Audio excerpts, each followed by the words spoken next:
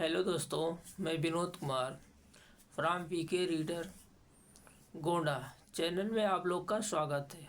हम आशा करते हैं आप लोग स्वस्थ होंगे, मस्त होंगे। दोस्तों, मैं आज बायोलॉजी के पुष्पी पादपों में लैंगिक प्रजनन के कुछ महत्वपूर्ण टॉपिक हैं जो आप लोग के लिए लाया हूँ। ये टेट या यूपी टेट के क्वेश्चन इसी में से बनते हैं। तो दोस्तों, हमारा टॉपिक आगे बढ़ने से पहले हमारे चैनल को सब्सक्राइब करें, कमेंट करें, शेयर करें, बेल आइकन दबाएं, जिससे हमारा नए नए वीडियो आप तक पहुंचते रहे। दोस्तों, आगे है कि पुष्पी पादपों में लैंगिक प्रजनन। पादप लैंगिक प्रजनक है असंख्य प्रकार के पुष्प जिन्हें हम आनंद से टकटकी लगाकर देखते हैं, सूंघते हैं तथा जिनकी महक से हम मदहोश हो जाते हैं। कहने का मतलब इस पृथ्वी पे या प्रकृति में बहुत प्रकार के पुष्प हैं जो असंख्य हैं, जिसको हम देखने में, उसकी सुंदरता देखने में और उसको सूंघने में, उसका सुगंध लेने में हम आनंदित हो जाते हैं, बहुत अच्छा लगता है। और उनके भरपूर रंग आदि ये सभी बातें उनके लैंगिक प्रजनन में सहायक होती है। जो पुष्प हम देखते हैं, जो उसकी सुंदरता देखते हैं, उसके सुगंध देखते हैं, ये सब और उसके रंग रूप देख के उसके लैंगिक प्रजनन में सहायक होती है। पुष्प का अस्तित्व मात्र हमारे उपयोग के लिए नहीं है।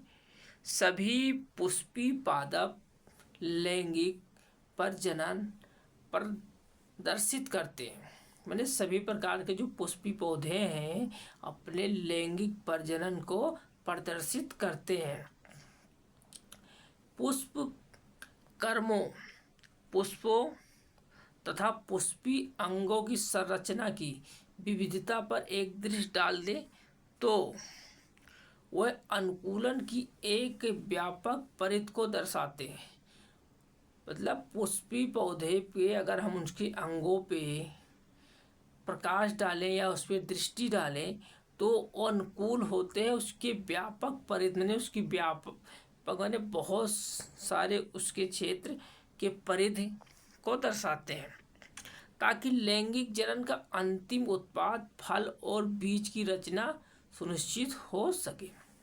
मतलब जो लैंगिक जनन होता है पौधे के जनन के लिए, अगला नेक्स्ट पौधे के लिए उसका जो अंतिम उत्पाद होता है फल और बीज की संरचना होती है, वो सुनिश्चित हो सके।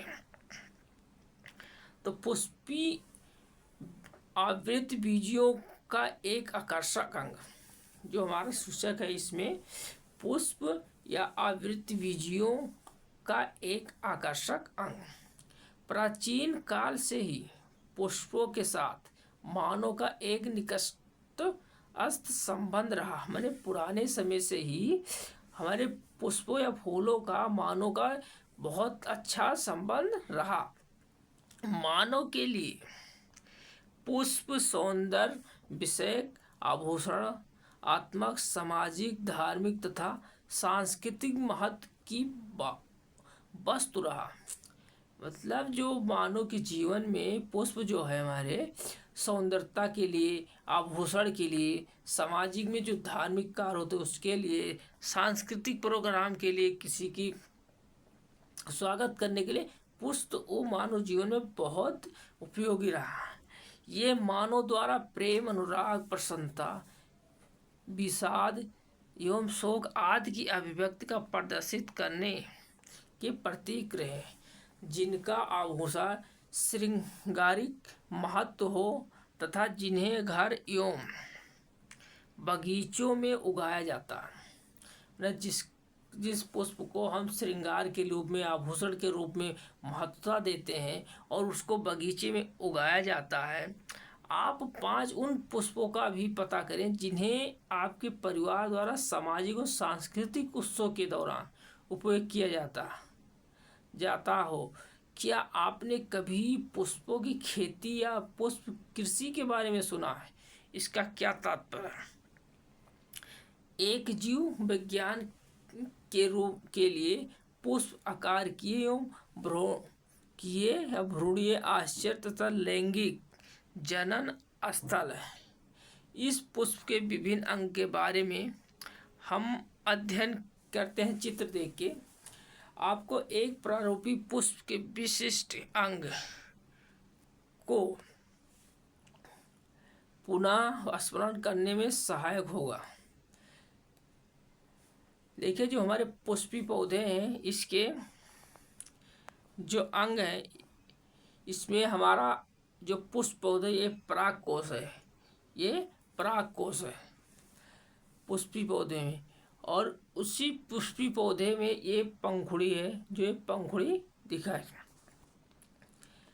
और इसके जो फिलामेंट डंठल है, ये वर्तिकाग्र, ये वर्तिकाग्र है। और इसके जो वर्तिकाग्र के नीचे उसका वर्तिका है, ये वर्तिका है। और वर्तिका के तंतु ये बना हुआ है, ये पुष्पी पौधे के तंतु। तो ये हमारे जो पुष्पी पौधे हैं, इनके अंग हैं पुष्पी।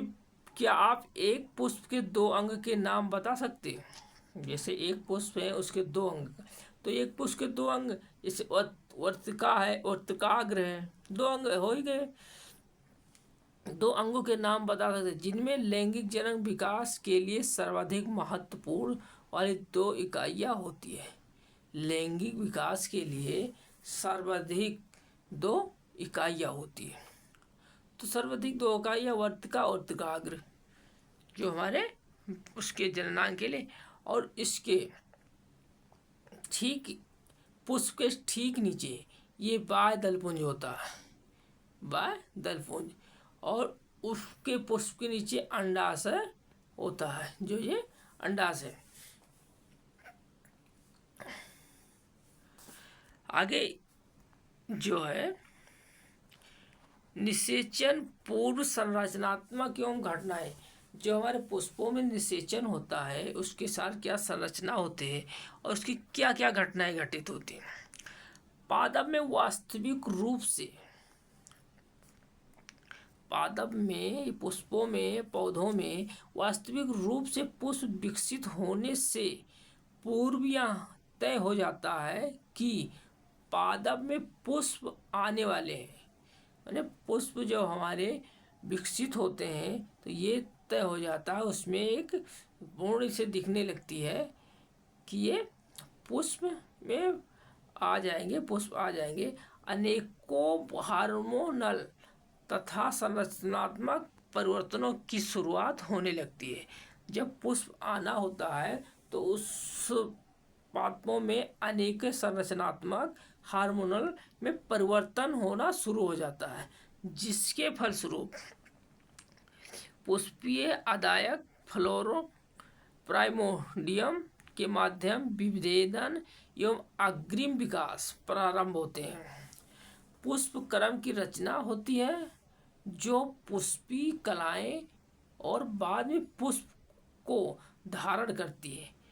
मतलब पुष्प क्रम की जो रचना होती है, वो बाद में पुष्पी की जो कलियां होती हैं, छोटी जो कलियां होती, वो कलियां आगे चलकर पुष्प का रूप धारण कर लेती हैं, जो ये फूल बन जाता है, पुष्प बन जाता है।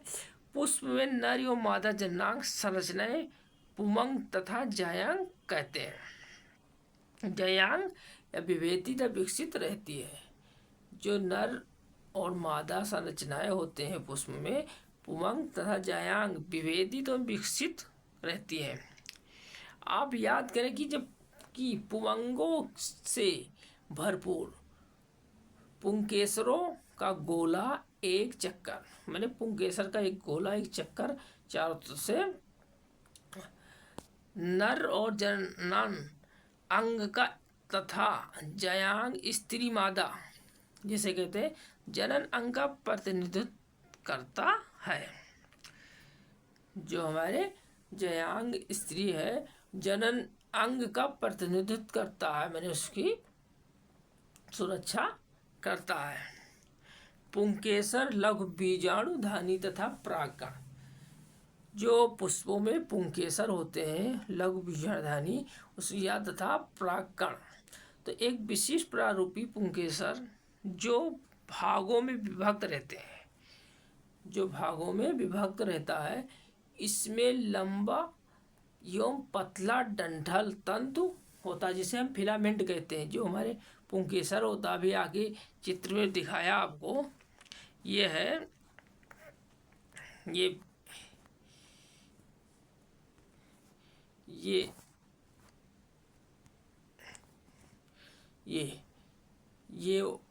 जो फिलामेंट है, ये फिलामेंट है, ये आप लोग को दिखाया।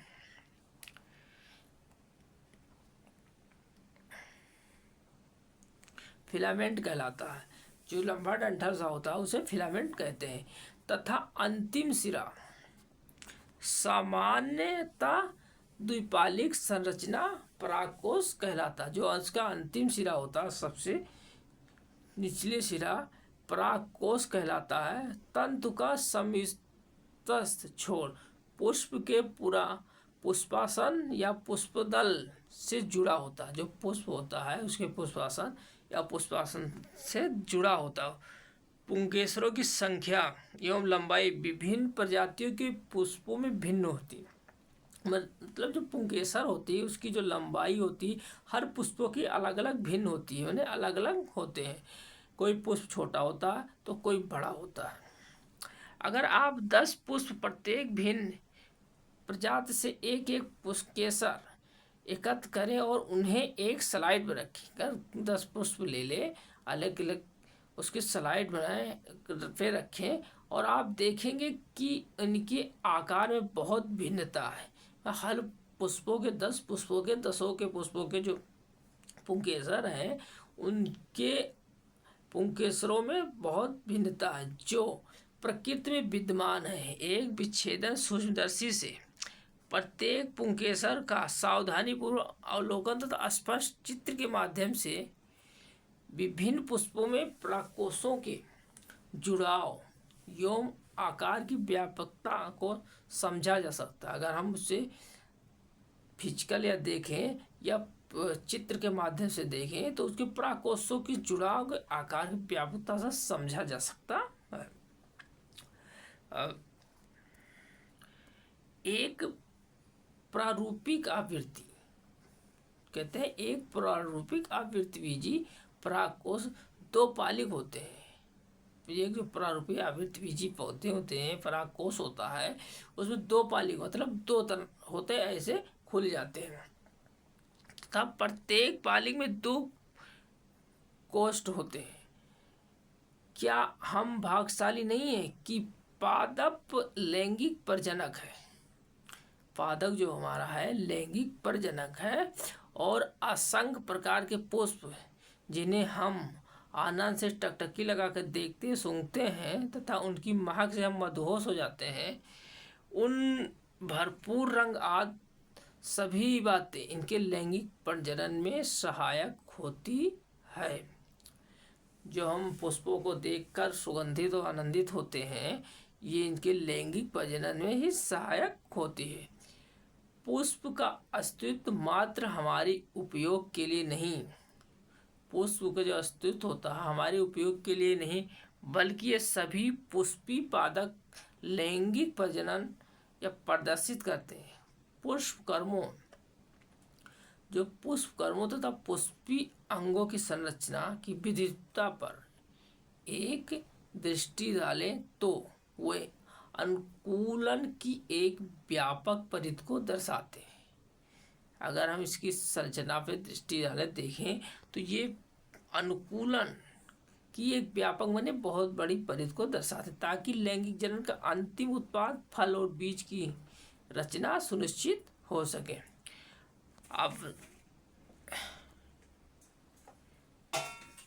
अब जो पुष्प आवृत बीजियों का एक आकर्षक अंग है। प्राचीन काल में पुष्पों को मानव का निकटतम संबंध है। मानव के लिए ये सौंदर्य, सेक्स, आभूषणात्मक, सामाजिक, धार्मिक तथा सांस्कृतिक महत्व की वस्तु रहा। इसे मानव द्वारा प्रेम, प्रसंग, विवाद, शोक आदि की अभिव्यक्ति को प्रदर्शित करने के प्रतीक है। कम से कम 5 पुष्पों को बनाएं और उसके आभूषण को बगीचों में या कहीं देखें। जो हम पहले इसको आप लोगों को बता चुके हैं।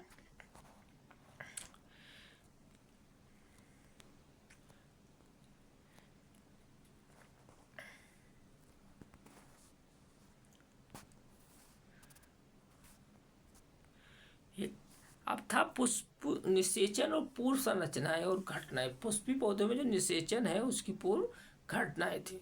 तो पादप में वास्तविक रूप से पुष्प विकसित होने से पूर्व तय हो जाता है कि पादप में आने वाले हार्मोन संरचनाएं परिवर्तन को शुरुआत होने लगती है।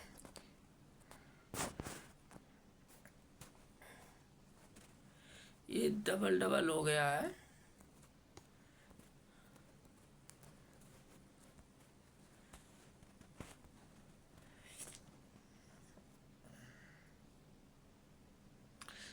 अब ये था कि जो हमारे पादप थे इसके परागकोश कैसे हैं।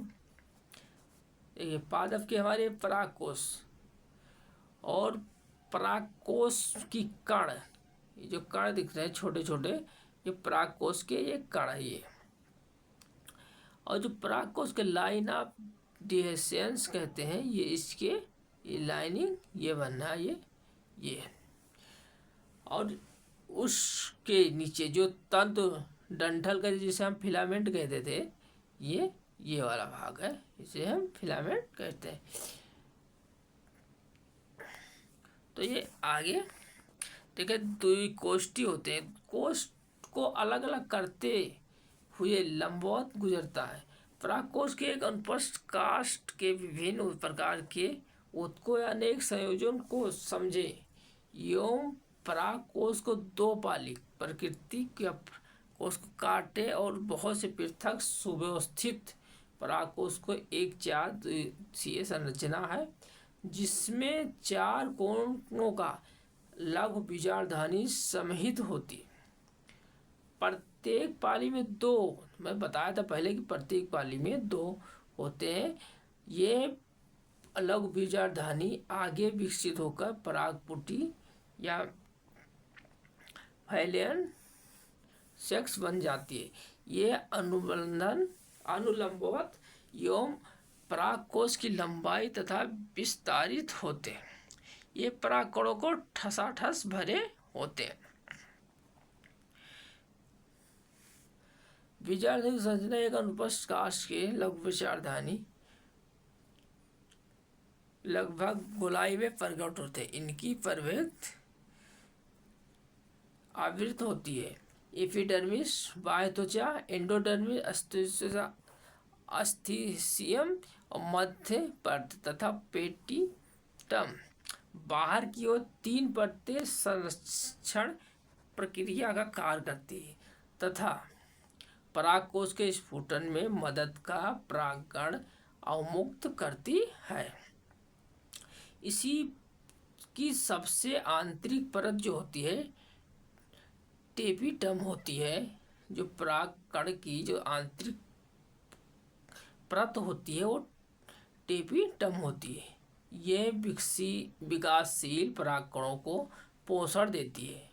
क्या करती है? जो विकासशील हमारा परागकण होता है उसको पोषण देती है, यानी आहार देती है।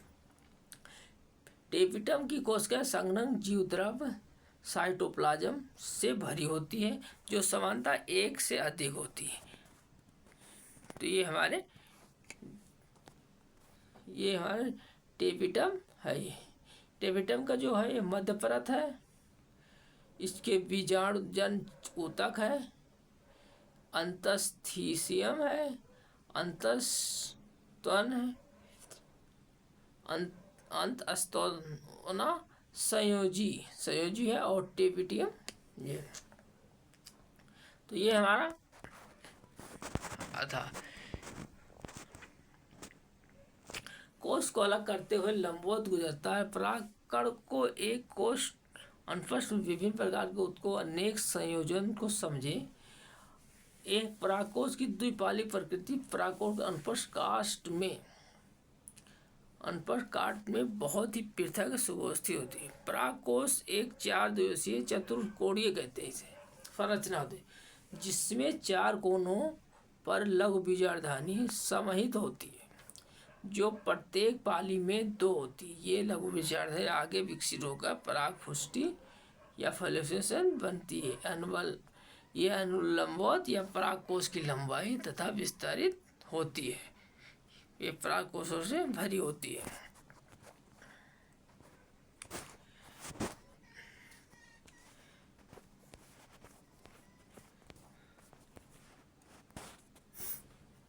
तो ये था हमारा आज पुष्पी कोशों